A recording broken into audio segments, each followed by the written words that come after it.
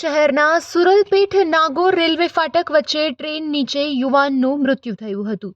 શિવમ કોમલસિંહ પાલ ઉંમર વર્ષ 30 મુન્દ્રા રોડના શનિદેવ મંદિર નજીક નીલકંઠ સોસાયટીના રહેવાસી છે, જેઓ ગત રાત્રે અચાનક ઘરેથી કોઈને કહ્યા વગર નીકળી ગયા હતા અને વહેલી સવારે સયાજી ટ્રેન નીચે આવી જતા આ યુવાનના અનેક ટુકડા થયા હતા।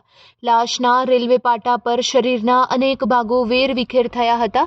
માનવ જ્યોતને આ ઘટનાની જાણ થતાની સાથે જ સંસ્થાના પ્રબોધ મુનવર, રફીક બાવા, રસિક જોગી, વિક્રમ રાઠીએ બનાવ સ્થળે જઈ રેલવે પાટા પરથી લાશના ટુકડા એકઠા કરી થેલામાં ભરી માનવજ્યોત સંસ્થાની એમ્બ્યુલન્સ મારફતે જનરલ હોસ્પિટલ પહોંચાડ્યા હતા। રેલવે પોલીસ તથા બી ડિવિઝન પોલીસે અકસ્માત કે આપઘાત બનાવની તપાસ હાથ ધરી છે।